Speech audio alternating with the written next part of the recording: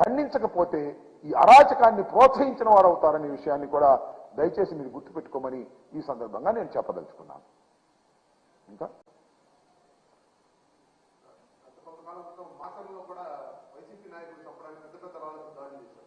చాలా సందర్భాల్లో మాచర్లనే కాదు, వాళ్ళు ఎప్పుడైతే చంద్రబాబు నాయుడు గారు చాలా ఫ్రస్ట్రేషన్లో ఉన్నాడు. ఎందుకు ఫ్రస్ట్రేషన్లో ఉన్నాయంటే చాలా సందర్భాలు చెబుతున్నాడు, నాకేమి 14 సంవత్సరాలు ముఖ్యమంత్రిగా చేశాను, నాకేమి ముఖ్యమంత్రి అవసరం లేదు అంటున్నాడు.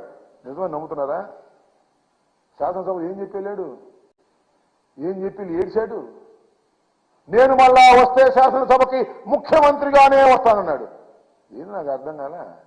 ఎంత ఆశ, ఎంత పదవి వ్యామోహం. మళ్ళీ ముఖ్యమంత్రిగా అయితేనే ఆ శాసనసభకు వస్తాడంట. మరి శాసనసభకు వచ్చే 175 మంది ముఖ్యమంత్రులు అవుతారా?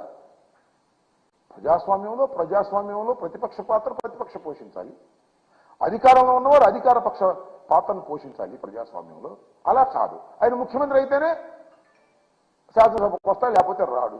వాడు ముఖ్యమంత్రి కోసం కసరత్తు చేస్తున్నాడు, మంత్రాలు చదువుతున్నాడు, రుబ్బుతున్నాడు, అయినా అయ్యే పరిస్థితి లేదు.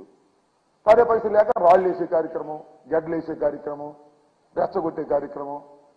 పవన్ కళ్యాణ్ కలుపుకున్నాం, పవన్ కళ్యాణ్ కలుపుకుంటే మాకు పవన్ కళ్యాణ్ ఒక అరాచక శక్తి, మా 2 అరాచక శక్తులు కలిసి ఈ రాష్ట్రంలో వైఎస్ఆర్ కాంగ్రెస్ పార్టీ వాళ్ళ మీద దాడులు చేద్దాం అనుకుంటే మేము చూసుకునే మనుషులమా? చట్టం మా చేతిలో ఉంది, ప్రభుత్వం మా చేతిలో ఉంది, హోమ్ డిపార్ట్మెంట్ మా చేతిలో ఉంది.